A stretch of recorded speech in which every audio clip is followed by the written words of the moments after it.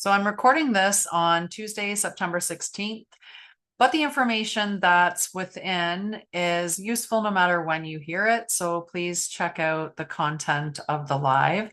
It's actually called the double-edged voice, speaking from wound or wisdom. And this is in honor of the moon in Gemini. So Gemini is the sign of breath, speech, and swift connection. Its energy speaks in echoes and questions, riddles and revelations. It is the eternal student and the clever teacher. It can translate light into language, but it can also scatter light into confusion. When the moon moves through Gemini, we are invited to examine how we carry our thoughts, how we deliver our words, and how we listen to ourselves before we speak to others. Today, we explore the double-edged sword of Gemini's gift, the voice. Do we use it to liberate or manipulate, to inspire or to impress, to invite understanding or to protect our pain? Gemini can be a healing song or a defensive spell.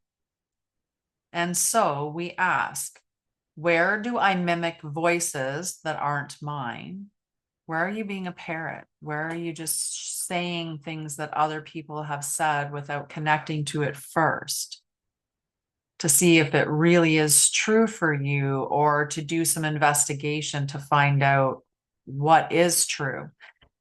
Now, this isn't about picking sides in anything that's going on, but recently, being that it's September 16th, a political, or I don't know if you'd call him a political figure, but he was definitely somebody that was an influencer of sorts, passed away. And I see a lot of people sharing little clips that are taken out of context.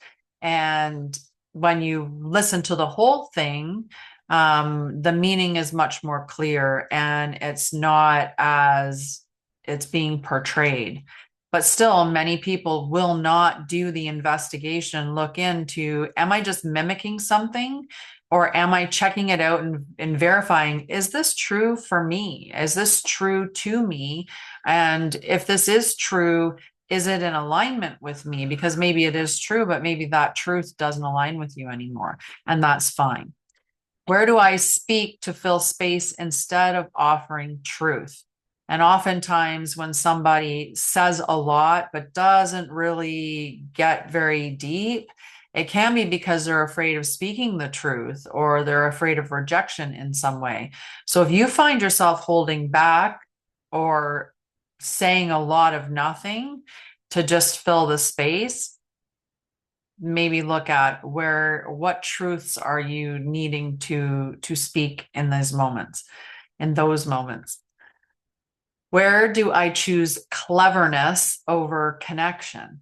Now, it's really easy to stay detached and in the head, although it can get really busy listening to your thoughts go and go and go. But it's much more real to get connected to the feelings within the body, to connect to your emotions, and then to marry both the thoughts and the emotions.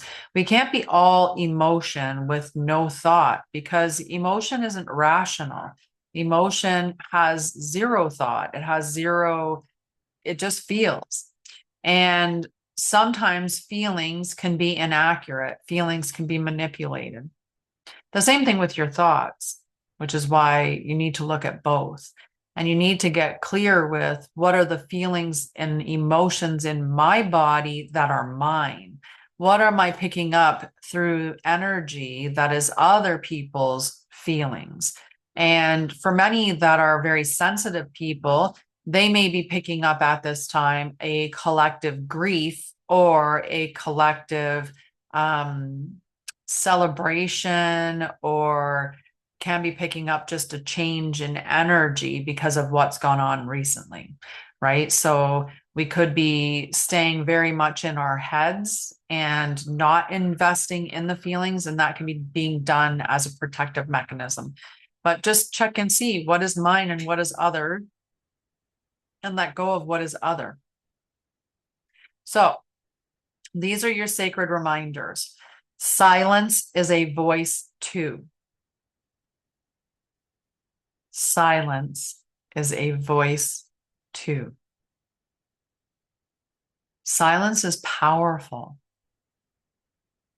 Not only is it powerful for you to spend time in silence, it's powerful for you to exercise silence in conversation and in your life.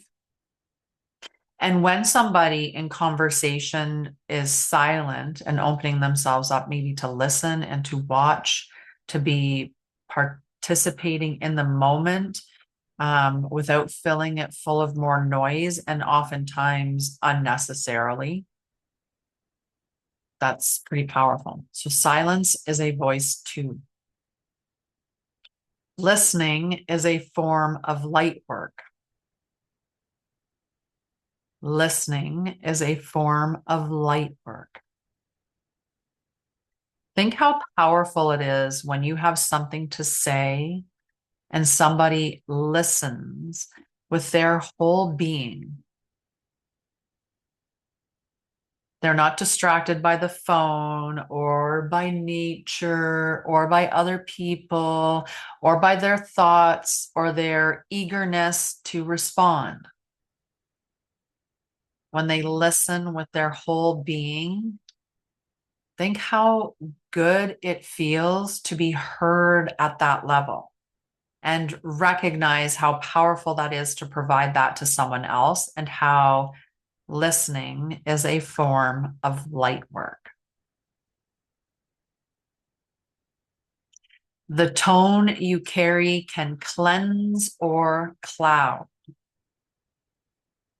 The tone you carry can cleanse or cloud.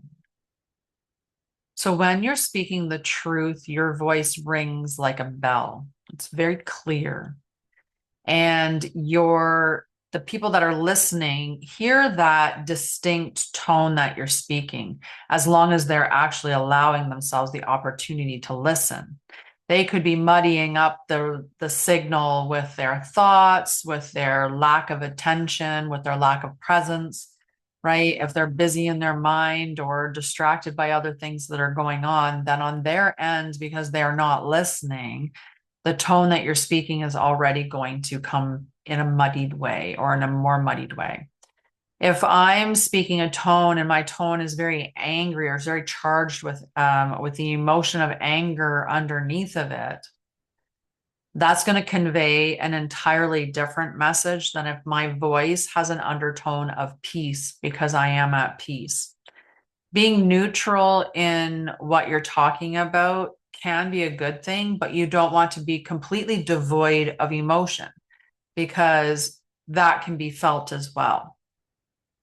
And when you are in alignment with your truth and you speak from that space, the resonance, the frequency that gets emitted from you and from your voice is so incredibly powerful. So that tone can cleanse, the tone you carry can cleanse or cloud. Okay, practice. You're going to choose a phrase you say often, like, I'm fine. It's okay. Sit with it. Speak it slowly and ask, is this true? So let's say it's okay. I do say that sometimes. I say that when people need to change plans, because I'm pretty flexible and I understand that people have lives and they have children and jobs and so on and so forth. They have lots and lots of things that can get in the way. I get that. So I do say, it's okay. It's okay. But is it true? Is it true that it's okay?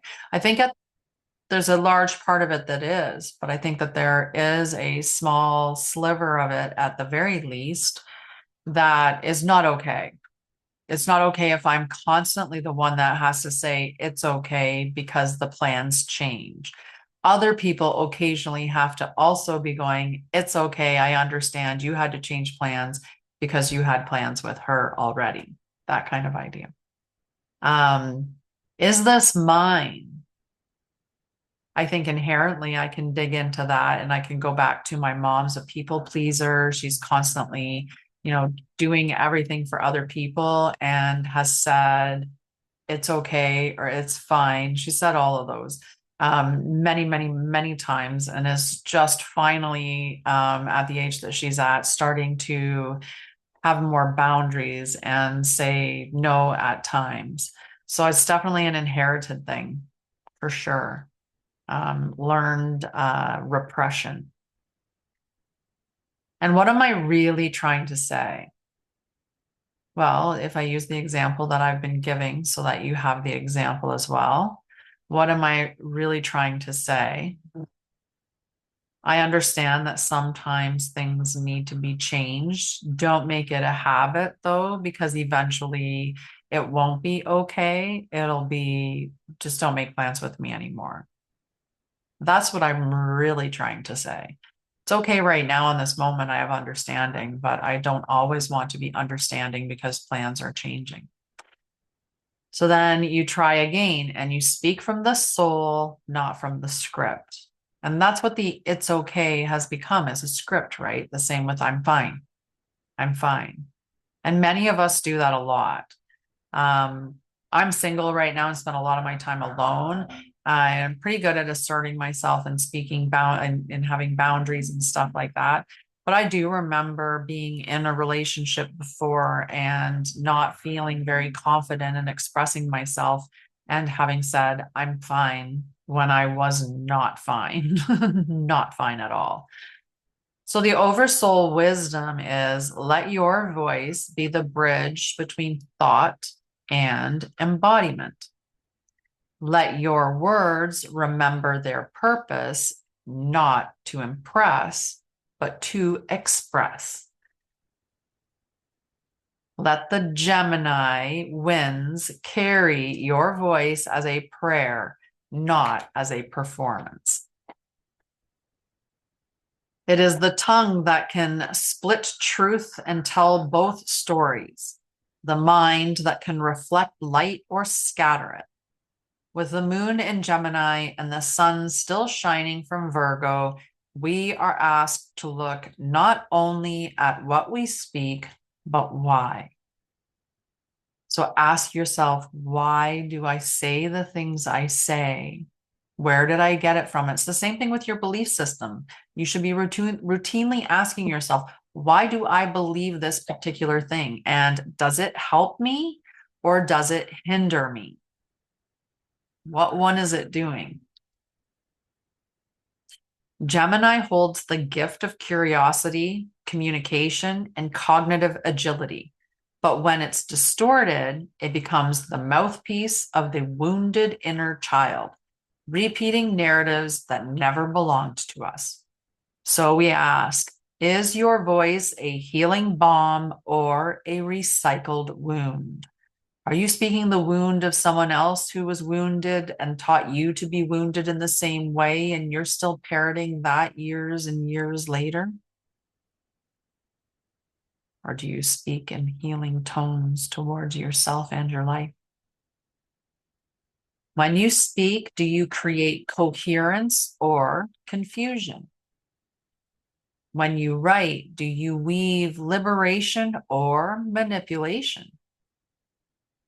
When you teach, do you teach from wisdom or from the pain that still needs to be witnessed? Those are important distinctions. They're very different spaces to be doing those things from. Right? Today's invitation is to listen to the voice within the voice. Gemini is not inherently light or dark, it is dual. And in that duality, it teaches us discernment. And discernment is a big, big thing that we need to practice in our lives. We need to really get good at feeling in our bodies and knowing when something is true. So we can sit with things and actually take the time to discern if it's true before running with it or parroting it or accepting it in our lives. You can have two truths inside you, but only one is aligned with your soul. There's always going to be one truth, one true truth that is the most aligned. And yes, this and that can both be true, but there's always one that's going to be true. So your discernment reflections. Am I speaking from remembrance or reaction? Right? So that's a good space to start. If you're speaking from reaction, you need to pause, breathe, understand where it's coming from. What's it pulling? What's the catalyst behind it? What is it that's making you reactionary? And it's not that it's that thing that's opposing you. There's more to it. There's something within that needs to be addressed when when we are reactionary. Is this thought rooted in past pain or present power? Right? If we're sitting in our past and it's coming from the pain and we're just reiterating the echoes of the past, those pain ghosts are just walking around again, stirring up trouble, right? Or are we sitting in the present, rooted in this moment, aware, listening actively, paying attention, sitting in alignment with ourselves and speaking or thinking or working through that space, creating from that space? Is my cleverness covering a deeper wound? Sometimes we get really smart and we say some pretty witty things. Sometimes we can be quite the clown and make lots and lots of jokes. But underneath of it, there can be a wound that we need to really pay attention to and do some healing on. Beloved flame of wisdom. This is your oversoul prayer. Okay, your oversoul prayer. Beloved flame of wisdom, let my words be vessels of light. Cleanse the wound in my voice. Let me speak not to prove, but to illuminate. Let me write not to impress, but to liberate. Let my voice walk in alignment with the eternal flame. And I have your decree. So say this out loud after me, if possible. If not, then just say it internally. I speak from wisdom, not from wound. I teach from alignment, not from ache. My voice remembers its original purpose.